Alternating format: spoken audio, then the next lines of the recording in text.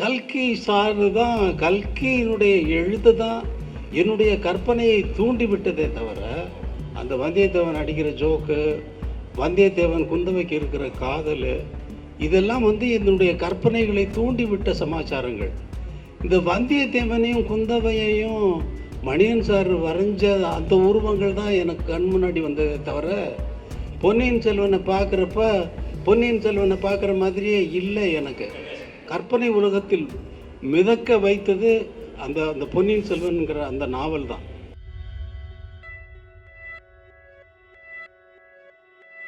சிறு வயசில் லைப்ரரி போயிட்டு பொன்னியின் செல்வன் அது என்ன 2ஆம் பாகம், அதாவது 2வது பதிப்பாக என்னன்னு தெரியல, அது லைப்ரரியில் இருக்கும் இல்லையா, 5 பாகங்கள், மொத்தம் 5 பாகங்கள். அதை எடுத்து படிக்கிறது எங்களுடைய செட்டுகள்லாம் ரொம்ப, நான், பாரதி ராஜா, பாஸ்கர், இந்த குரூப்பு எல்லாம், சுப்பிரமணியன் சொல்லி எக்கோ கம்பெனிக்கு என்னுடைய ஃப்ரெண்டு, எல்லாம் போட்டி போட்டுக்கிட்டு எடுப்போம். ஃபஸ்ட்டு காணவே ஏன்னு, அது எங்கிட்ட இருக்கு, நான் படிச்சுட்ருக்கேன். அப்படி படித்து கல்கி சார் தான், கல்கியினுடைய எழுத்து தான் என்னுடைய கற்பனையை தூண்டிவிட்டதே தவிர, அவருடைய எழுத்தினால் எனக்கு கற்பனை உலகத்திலே பறக்கிறது என்பதை எனக்கு ஆசிரியராக குருவாக இருந்தது கல்கி தான். அவருடைய ஜோக்ஸும் சரி, அந்த வந்தியத்தேவன் அடிக்கிற ஜோக்கு, வந்தியத்தேவன் குந்தவைக்கு இருக்கிற காதல், இதெல்லாம் என்னுடைய கற்பனைகளை தூண்டிவிட்ட சமாச்சாரங்கள். இந்த வந்தியத்தேவனையும் குந்தவையையும் மணியன் சார் வரைஞ்ச அந்த உருவங்கள் தான் எனக்கு கண் முன்னாடி வந்ததே தவிர, பொன்னியின் செல்வனை பார்க்குற மாதிரியே இல்லை எனக்கு. குறை சொல்கிறேன்னு நினைக்காதீங்க. அந்த அளவுக்கு தாக்கம் இளவயதில் நான் படித்து இந்த பொன்னியின் செல்வன் 5 பாகத்தை எத்தனை தடவை படிச்சிருப்பேன்னு எனக்கு தெரியாது, ஞாபகம். கணக்கு வழக்கற்ற தடவை படிச்சிருப்பேன்.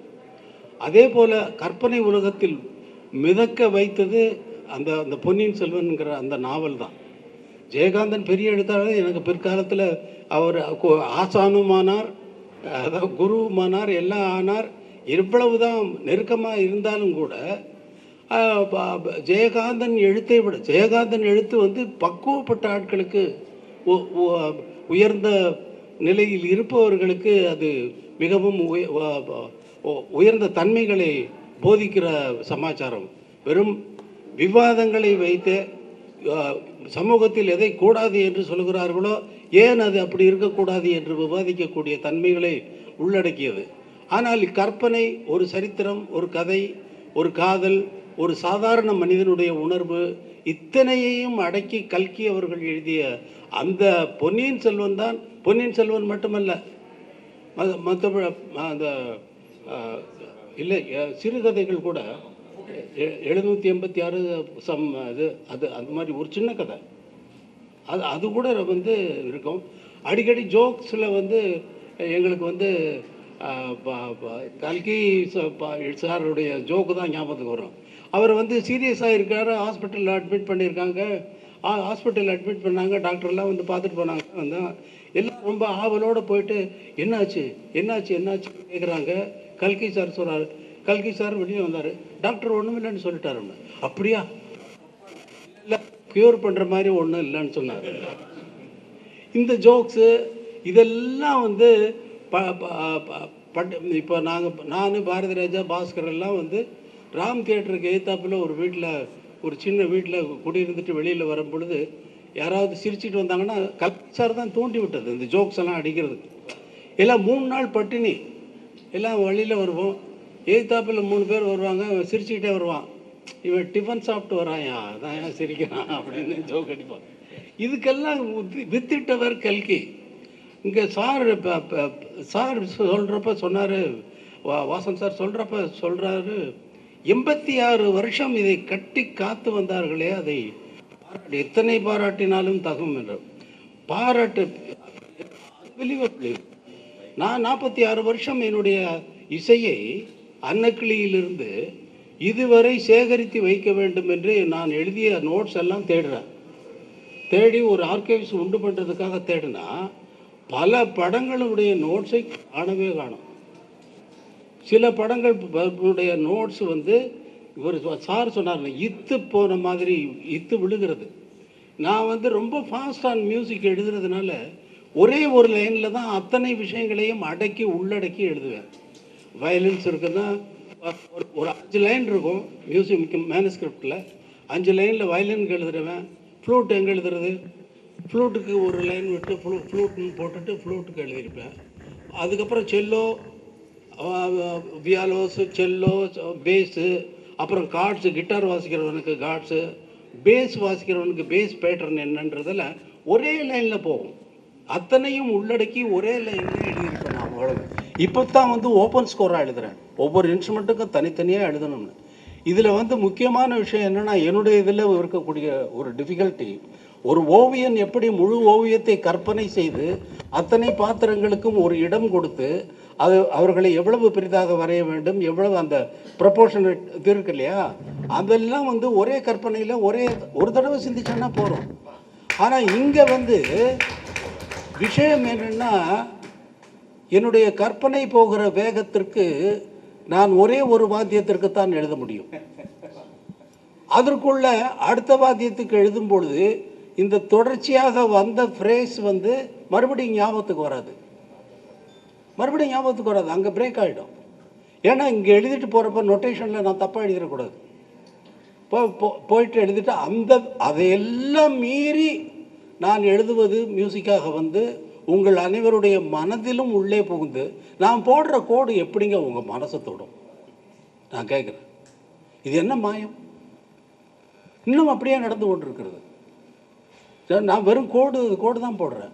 ஓவியர் மாதிரி தான் கோடு தான் போடுறேன். அதுக்கு இந்த உணர்வு எப்படி வரும்? அதாவது வாழ்க்கையை நான் கேட்குறேன், படம் பண்ணிகிட்டு இருக்கேன். டெய்லி போவோம்னா 7 மணிக்கு போவோம், படம் ஓடும். அது ஒரு 10 நிமிஷம் ஓடும். 10 நிமிஷம் ஓடினோடனே வந்து மியூசிக் எழுத ஆரம்பிச்சிடுவேன். அதுக்கு போயிடும். அவங்க நோட்ஸ் எல்லாம் எடுத்துடுவாங்க. பால்கே 4வது நாள் கூப்பிட்டேன். பால்கே, இது வரைக்கும் நீங்கள் என்ன அப்சர்வ் பண்ணீங்க? டெய்லி நான் வர்றேன், மியூசிக் எழுதுறேன் இல்லையா, என்ன அப்சர்வ் பண்ணீங்கன்னு கேட்டேன். அவர் சொன்னார், sir you are coming and you are seeing the reel and you are starting immediately and writing music. It sounds it goes with the picture very well, very good அப்படின்னு அவர் சொன்னார். You didn't observe any thing அப்படின்னு. What you mean by sir what you mean அப்படின்னாரு. பால்கி, நான் daily ஆஃபீஸ்க்கு வர்ற மாதிரி, clerk வர்ற மாதிரி நான் வர்றேன். வந்த உடனே ரீல் போடுறீங்க, படத்தை பார்க்குறேன். படத்தை பார்த்துட்டு அடுத்த நிமிஷமே உட்காந்து மேனுஸ்கிரிப்ட் எடுத்து நான் எழுத ஆரம்பிக்கிறேன். நான் எழுதுகின்ற அந்த நிமிடத்தில், அந்த நொடியில் நீங்கள் எடுத்த படத்திற்கு, நீங்கள் எடுத்த அதில் நடித்திருக்கக்கூடிய பாத்திரங்களின் உணர்வுகளுக்கு ஏற்ப அந்த உணர்வை தூண்டுகிற மாதிரி, தொடுகிற மாதிரி அந்த நிமிடத்தில் அந்த பேனாவில், அந்த பேப்பரில் இந்த நோட்ஸு, நான் எழுதுகிற நோட்ஸு எப்படி அங்கே போய் மேட்ச் ஆகுது அப்படின்னு கேட்டேன். சார் என்ன சார் இது, என்ன எனக்கே புரியாத வாழ்க்கை, எப்படி பண்ணுறீங்க அப்படின்னு கேட்டார். எனக்கே தெரியாது வாழ்க்கை. the moment I put my pen on the paper, it comes automatically.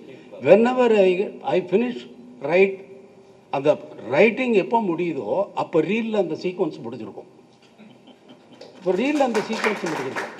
இது ஒரு ரீல் போட்ட அண்ணா, நான் வேலை செஞ்ச ஹீரோக்கள்லேயே அதிகமான ஹீரோவுக்கு நான் இசையமைச்சது உங்களுக்கு தான். ஆமையா, ஒரு ஹீரோவுக்கு அதிகமாக நான் வேலை செஞ்சுருக்கேன்னா அது சிவகுமார் அண்ணனுக்கு தான். முதல் படத்துலேருந்து எத்தனை படம், அதான் கண்ணன் ஒரு கை குழந்தை என்ன மறக்க முடியுமா? சின்ன கண்ணன் அழைக்கிறேன் நான் விட்டுருவார் அவர். என் கண்மணி. அது மாதிரி இது எப்படி போய் அமைகிறது என்று தெரியவில்லை. முக்கியமான விஷயம் என்னென்னா, 86 வருடம் அவர்கள் பாதுகாத்ததை நான் 46 வருடம் கூட இன்னும் கடக்கவில்லை. என்னுடைய நோட்ஸுகளை காணோம். யார் எடுத்துகிட்டு போனாங்க? திருடிட்டு போனாங்களா? வெளியில் இப்போ என்ன இது பண்ணாங்க? இல்லை காப்பி அடிக்கிறதுக்காக எடுத்துகிட்டு போனாங்களா? ஒன்றும் தெரியலை. நிறைய படங்கள் மிஸ்ஸிங். இப்போ ஓரளவுக்கு எல்லாம் கலெக்ட் பண்ணி வச்சுட்டோம். இல்லைன்னா வந்து இப்போ வந்து மறுபடியும் இந்த ரெக்கார்டு ஒலிப்பதிவை தேடி பிடிச்சி மறுபடியும் எழுத ஆரம்பிக்கணும், இண்டிவிஜுவலாக எழுதணும். ஒரே லைனில் இருந்ததெல்லாம் இப்போ நான் வந்து ஓப்பன் ஸ்கோராக எழுதி ஆகணும். அது பெரிய விஷயம். அது வந்து மணியன் மாசேவை வந்து நான் பார்த்து அதில் வந்து தெரிஞ்சுக்கிட்டேன். நானே போய் இதெல்லாம் கலெக்ட் பண்ண முடியாது, ஆட்கள்கிட்ட சொல்லி அதெல்லாம் தேடி பிடிக்கடா பாவிகளா அப்படின்னு சொல்லி எனக்குள்ள வேலை செய்கிறவனுங்க பாவிகள் தேடி பிடிக்கடா பாவிகள்னா எனக்கு கீழே வேலை செய்கிறவங்கள தான் நான் திட்ட முடியும், மற்றவங்களை திட்ட முடியாது. அதனால் இந்த இந்த இந்த ஒரு நொடியை இந்த நாளை இன்றைக்கு வந்து பகவான் ரமணர் பிறந்த நாள். காலையில் அங்கே பகவான் ரமணருடைய அந்த பிறந்த நாள் விழா கொண்டாட்டத்தில் கலந்து கொண்டு சாயங்காலம் வருகிறேன், இங்கே இந்த நிகழ்ச்சிக்கு நான் வருகிறேன் என்று ஒத்துக்கொண்டதை மறந்து விட்டேன். மறந்து வந்து வெற்றிமாறனுடைய விடுதலை பார்ட் 2க்கு இசையமைப்பதற்காக அவர் படம் எனக்கு காட்டுவதற்காக இன்று ஸ்டுடியோவுக்கு வந்தார். அவருடன் உட்கார்ந்து படம் பார்ப்பதற்காக போய் உட்கார்ந்துருக்கிறேன். உட்கார்ந்துருக்கும்போது மணியன் செல்வனுடைய மகன் வந்திருக்கிறார் அப்படின்னாங்க. ஐயோ இன்னைக்காவது இன்னும் மறந்தே போயிட்டேனே அப்படின்னு சொல்லிட்டு அப்புறம் வெற்றிமாறன் அனுப்பிச்சிட்டு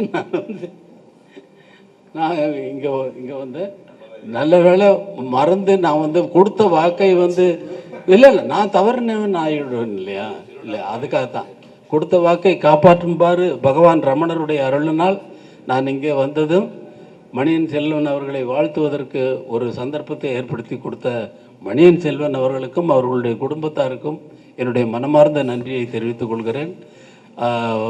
நீண்ட ஆயுள், நிறை செல்வம், ஓங்கு புகழ், மெஞ்ஞானம் பெற்று நீடூழி வாழ எல்லாம் வல்ல இறைவனை மணியன் செல்வனுக்கு அருள வேண்டும் என்று பிரார்த்திக்கிறேன். நன்றி, வணக்கம்.